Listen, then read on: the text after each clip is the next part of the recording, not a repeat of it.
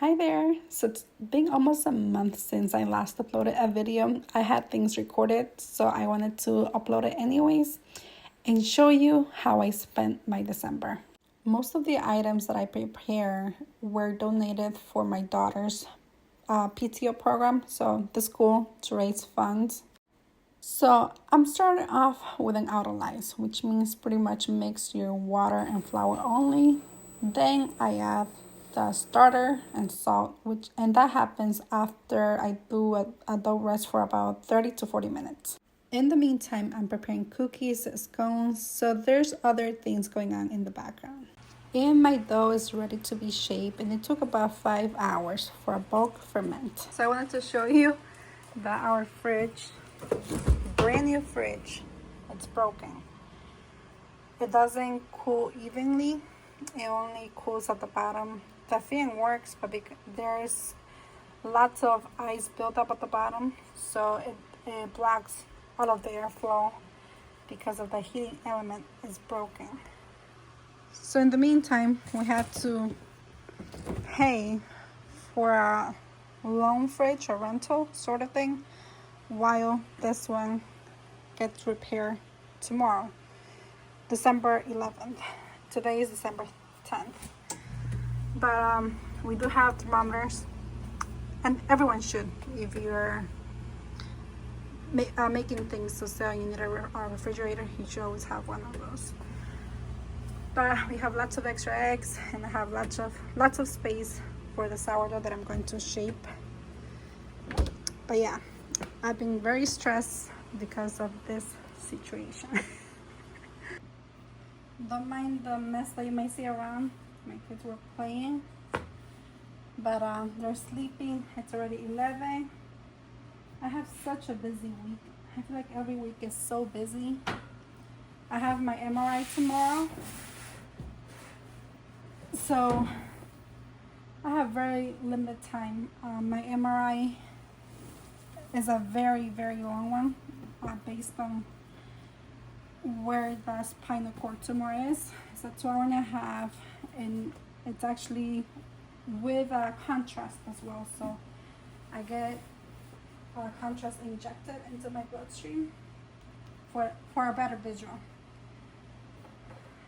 And going back to sourdough, look, there's barely any sticking when I use room temperature water. Every time I use cold water, it sticks to the bottom, very bad. So now I'm gonna get shaping. I made 22 loaves, and if you're a baker, one of the things that I guess comes with the job, or is a requirement as a baker, is to be a solid mathematician. Because I did have to create a formula to get exactly 22 loaves, because the recipe that I was using always gave me like half a loaf more, so I always had like only half a loaf left to shape, the smaller ones, which is something I don't prefer. So I had to calculate percentages to get a total of 22 loaves that weigh 900 grams.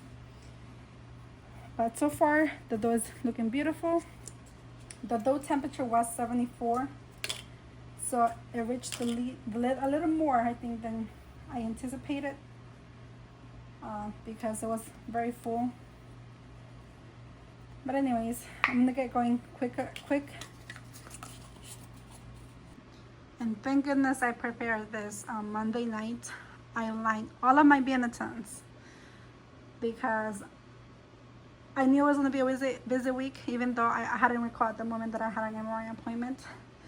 So for sure, I was going to take almost 4 to 6 hours of my day, because dropping off my son, going to the MRI, getting out of there, then going to pick up my son as well. So I'll have very little time on Thursdays, and Thursdays is usually the busiest day and the longest day where I prepare things. And as you saw, I already prepared scones. I didn't show cookies, but oh my god, cookies were a workout, because I let the cookie dough sit in the fridge for a day. so it becomes really hard. Oh my god, I don't have arm strength, but it made me really tired. So I made lots of scones. I made also chocolate chip, mint chocolate, white mint chocolate chip scones. Oh my god, that's like a tongue twister. But let me get going with this. So I'm just gonna show you a few of them because I don't want to bore you with the process. You probably see me do this many times. And I did put 2 tables very close so the dough doesn't drip to the sides. But yeah, it'll be a 900 loaf. I hope I get it right in one shot. I'm sorry if my table is shaking. I have the chocolate at the very end. Okay, I forgot to turn it on. I know this is more than 900. Oh, 98. Well, yeah, that's more. Exactly 900. So we're gonna shape it. Let it rest for about 20 minutes. But the 20 minutes will be over by the time I'm finishing shaping all of the dough. So pretty much the moment I finish shaping, I will do the final shaping and put it in the fridge.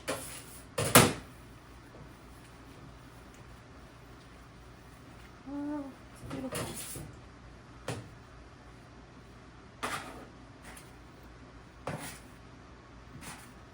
And as always, never forget your hairnet.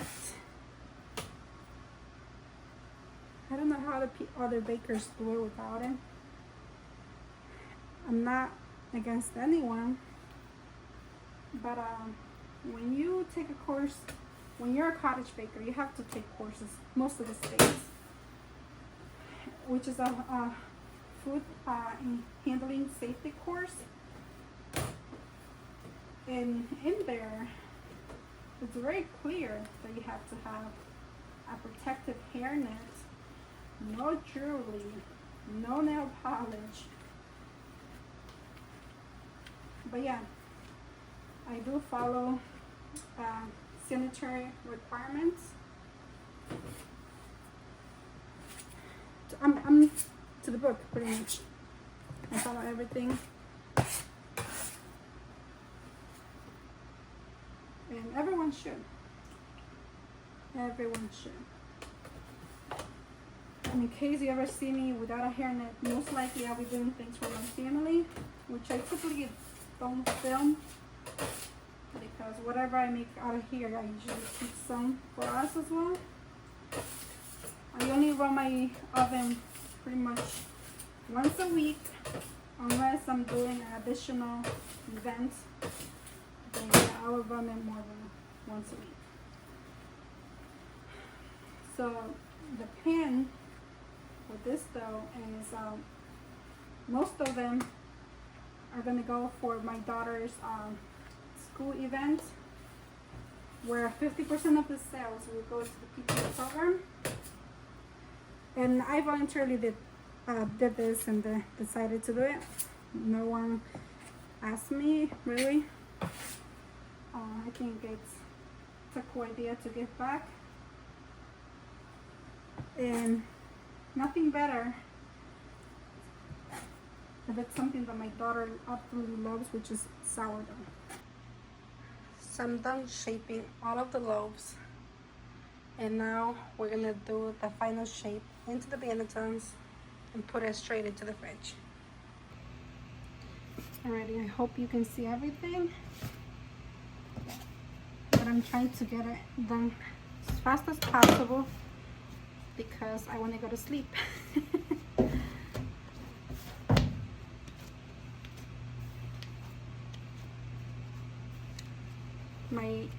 My tripod's not stable, so you might be seeing some shakiness around.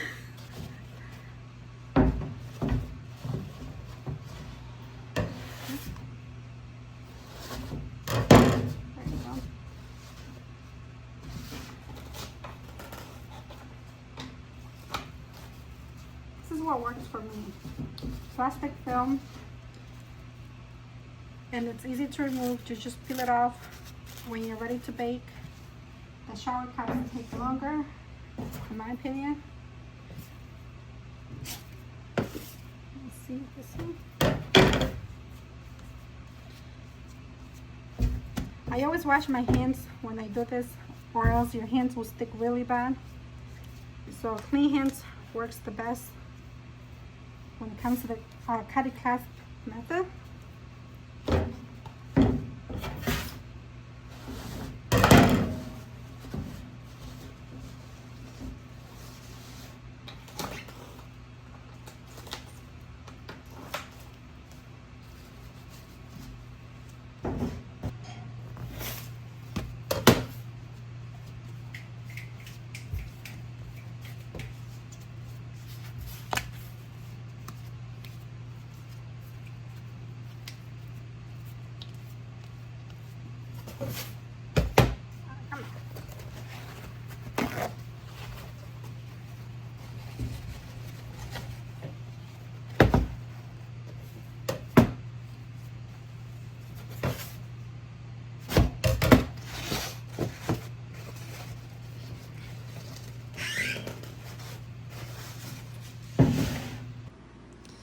Alrighty, we're done.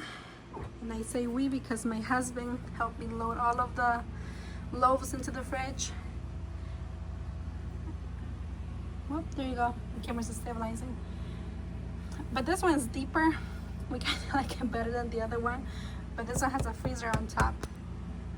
But yeah, off to sleep they go. So we're back. It's exactly 12:20 in the afternoon. I got off from my MRI at 10:20ish, so it was exactly 2 hours. I got there at 8. I picked up my son, and then I had to rush back home because the stones were being delivered. So I had reached out the company, the oven company, about the stones because it had a big bevel on the stone. It looked like a mountain, to be honest, because it wasn't flat. So I had trouble baking anything that required a tray because the tray will be wobbly from side to side.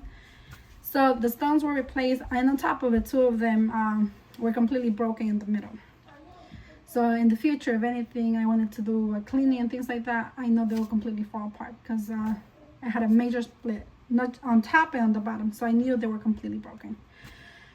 So yeah, the stones were replaced.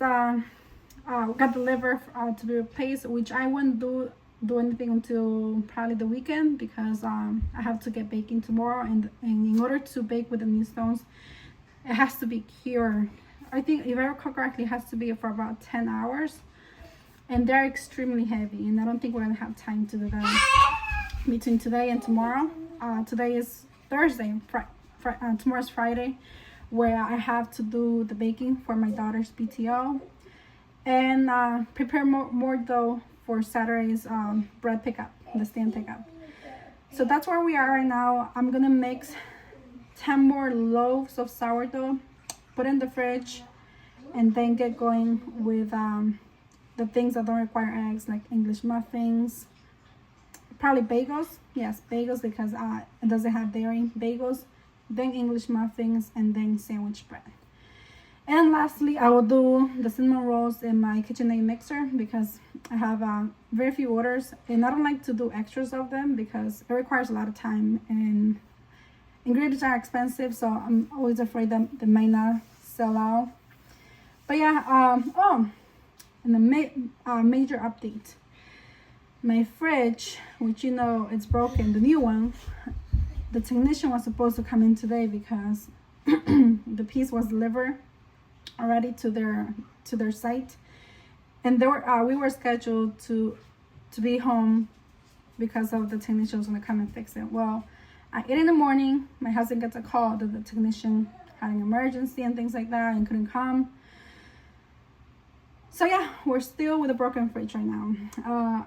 I am a little disappointed because I've only used the fridge twice for sourdough, twice, and in those two, and they were a week apart. So every other week I used it because I was off after Thanksgiving and things like that. So I wasn't able to catch it on time that it was broken up until last week, and that's when the store warranty expired. So that's where refrigerator warranty kicks in now, because now they're going to replace the parts completely free. Yes, whatever. But I'm still not happy that I'm going to be keeping a fridge that came broken. Yes, it came broken. So yeah, I'm not happy. I don't think no one wants to keep an item that is going to be repaired when you paid the full price for it. So I'm not sure what route we're going to go with it, or what other option we might have. But yeah, I am disappointed. I've been stressed. And on top of it, a lot of things at home have been breaking. I think we are at that time frame where appliances last like for 5 years, right? We moved into our house in 2020, right before COVID, a month before COVID. Our microwave, which has the exhaust, broke. Our stove, the front two burners, you can't control the heat. So it always do the fast boil. You can't control the low heat setting. Our washer, it's also on the last leg. What else? The new fridge. Oh my god. I'm not sick. I just I think I'm a little tired because I fell asleep in the MRI. I always fall asleep because it's the only time that I can take a nap. But yeah, the new oven broke. The exhaust, the microwave, the stove, the washer downstairs. Yes. So most likely we'll take care of all of that after the holidays, because right now it's a lot to deal with since we're doing pickups, and we also want to spend time with family. So yeah, we're gonna take care of that after the holidays. Thank goodness my dad is he's a carpenter contractor. He knows all of that. He actually built the kitchen for us. He did all of the repairs for us in the house.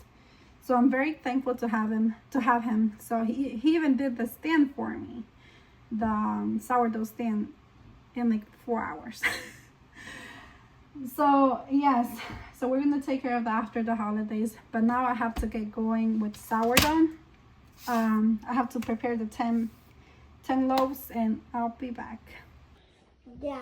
The last thing is that I'm forgetting to tell you is that the pasta grater that we use for English muffins also broke last week. So my mother-in-law was watching my kids last week, and she always helps us a lot at home besides watching them. So she was cleaning it for us, and somehow it fell on the floor. In this part where the connector goes and the leg, it completely broke. So it can't stand at all. It's wobbly, and we're sure this part is completely broken too. So I had to order a new one. So that's the latest thing also that broke. But I mean, we're able to get another one. The other one we had lasted us for, I was checking, close to 4 years. We love it for pancakes, and I love it even now for English muffins. It's a perfect size for the amount of English muffins that I make now. So I'm in my basement, and I completely forgot to buy organic garlic. So the best thing anyways here is to use my organic garlic that I grew and harvested. I have it in braids. So I'm gonna use some of this to roast for the sourdough. So it's always good that I have a backup. It's just that it would take me a little more time to peel them. But the quick way to peel them is by soaking them in warm water for a few minutes. And it should be easy. But look, I have plenty of garlic. So it's 5:20 p.m. and I have my sourdough, the 10 loaves, proofing. I already mixed my bagel dough and my English muffin dough. In between, I did take a long break because I had my mom visiting us. So I had some family time, but now I have to get going with my sandwich bread dough. I have been stretching already the English muffin dough and also the bagel dough. So that's the update. I think it's gonna be a long day because I wasn't expecting my family visiting us, but yeah, I'm catching up. So I have mixed pretty much everything. I'm about to shape the 10 loaves that I mixed a while ago. I have the sandwich bread proofing rising. the cinnamon rolls though as well. They're rising.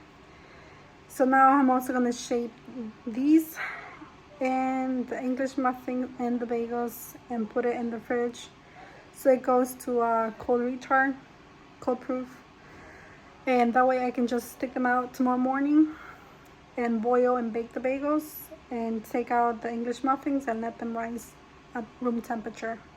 So that'll be the second rise. So I'm a little tired, but everything else is going smoothly. My husband is putting my kids to sleep, and it's about 8:15 p.m. already. So it might be a long night because I have all of my trays on the side that need to be washed. My stand mixer needs to be washed. Yeah, but I'll catch you later.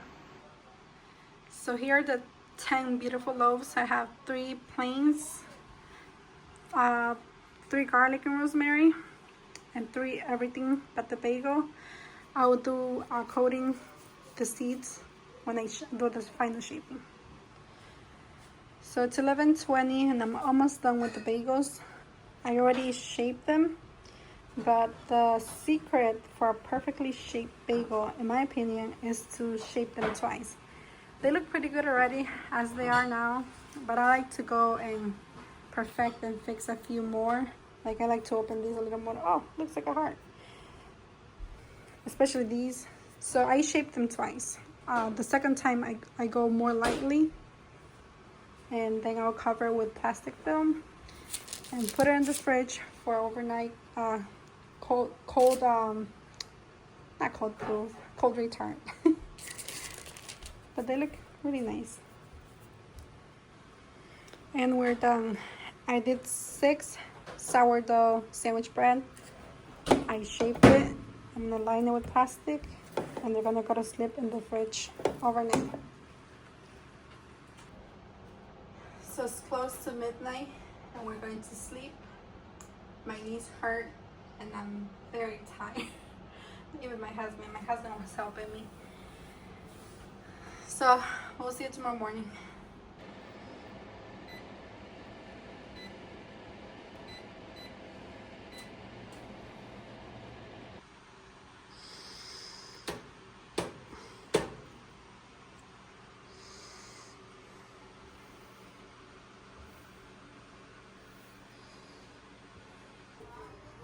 The first batch of sourdough is about to go in. It's only 7:20, so it's a little bit early for me. So the top deck is running way hotter. I'm gonna give it another 10 minutes to adjust. I'm gonna adjust the dial too. Yeah, this is 520. I did lower it already, but it's running hotter. The ambient temperature always affects how fast your oven will preheat as well. So every week it's a little different in regards to time. Today it took exactly an hour and 15 minutes to reach this temperature. Other days it might take an hour and a half. I think last week it took exactly an hour because it was later in the morning and my house was way warmer. But I'm gonna give it a few more minutes to see if the temperature would adjust. If not, then I'll have to completely adjust the temperature on top, probably by 20 degrees lower, and open my oven a little bit so the top rack adjusts a little bit. So one tray is fully loaded with baked cookies. It looks so pretty.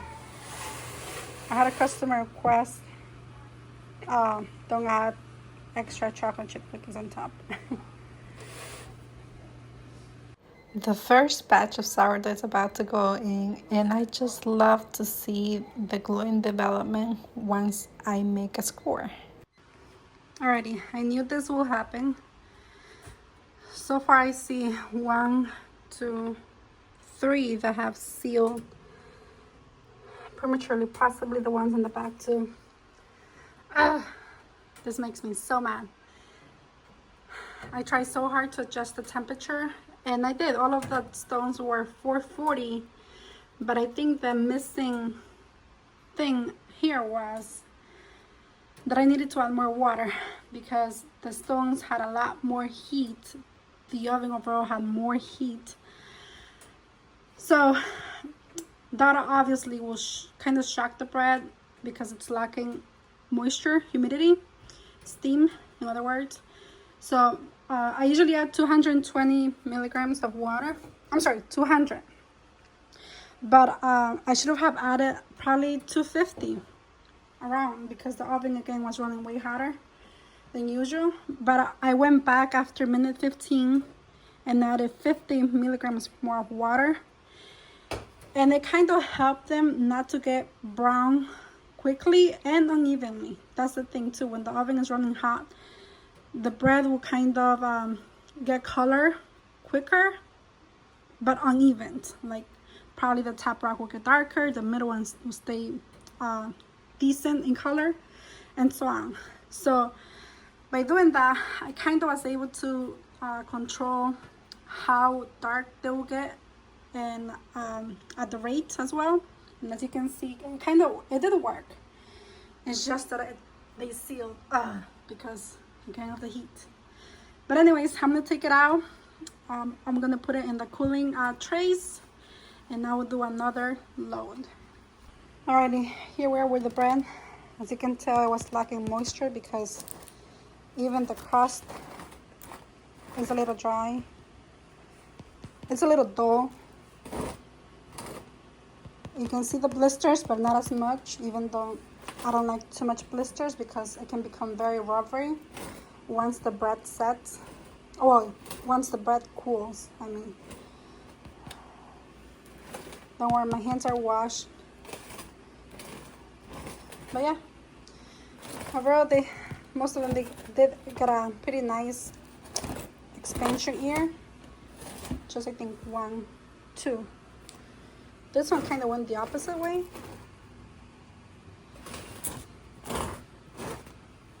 But I think this one you can tell better. It's pretty dull, like pale.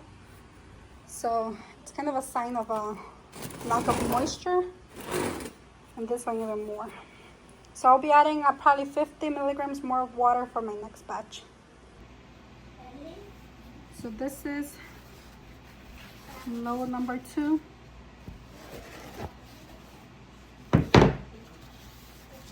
I'm only doing 3 loaves because I don't want to take more than 20 to my daughter's school event. So I'm just gonna do what I think will be good.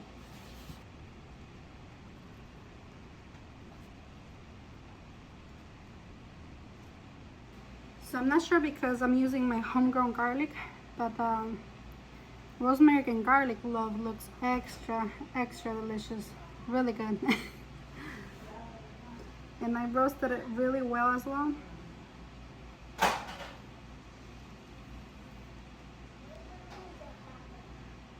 Alrighty, here we go. I can kind of see this one is a bit underproof based on the webbing glue in development compared to the others. But let's see.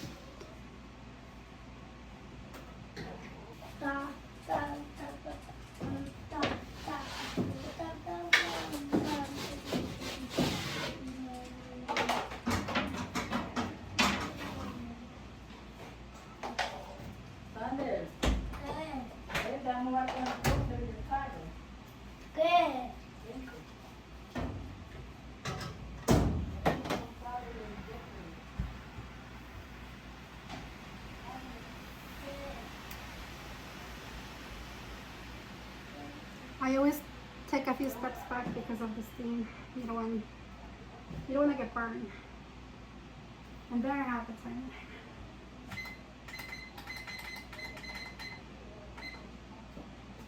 And I'm just gonna stack these up so they dry.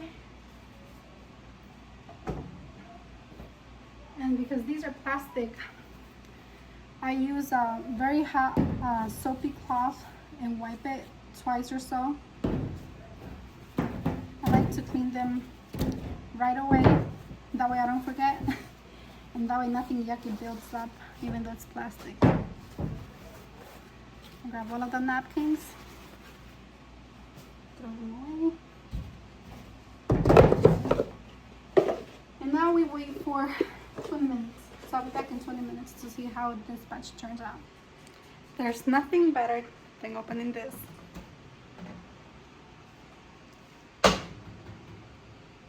Sourdough, freshly baked. So here's the bread that I took out. And it has a lot more blisters compared to the first batch. And this is why I'm not a big fan of a lot of blisters, because once it cools, it kind of becomes rubbery. You can kind of hear it now already. And they're still hot, very hot. So blisters are not always a good thing.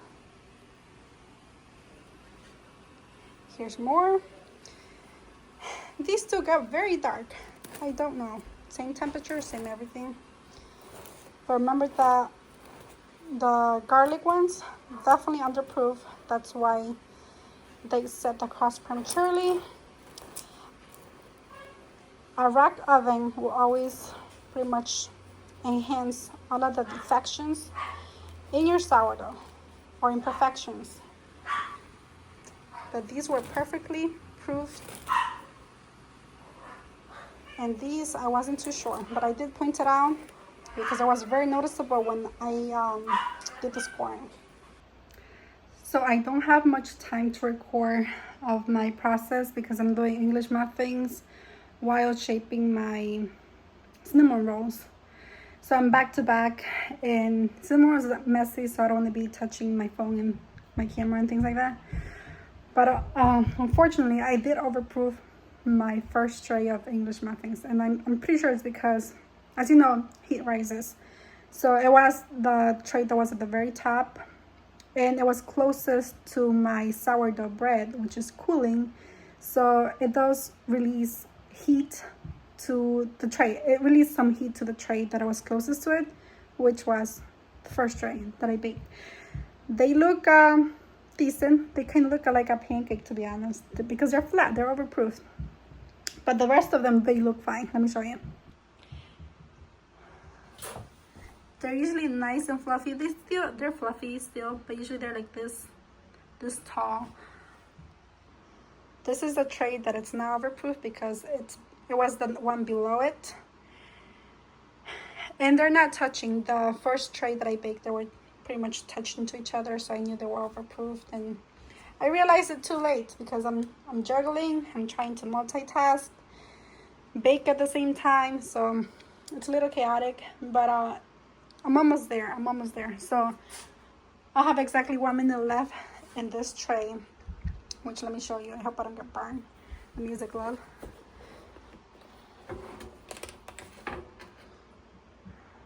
Yeah, very, very different to what I'm used to. I mean, they're still edible. We might keep the whole tray for us because I'm making, I think, 4 trays total, but we'll see. So this is my cinnamon roll sheet very quickly. I think it looks pretty good, pretty even for the most part. So now I'm gonna fill it with butter, brown sugar, and cinnamon, and then start cutting it with a pastry cutter so I get even cuts. And I always go back with a peanut cutter because sometimes I feel like the blades are not even, especially the one that I got. So I always go back with this one to do a fine knuckle. This is more like a guide. This is what I use it for, like a guide pretty much. But this is the final one. So that's what I'm gonna do while my English muffins are baking. So back to English muffins. These look way better, but still slightly overproofed, but way better anyways. So after a busy day, I wanted to share that we completely sold out on my daughter's school PTO program.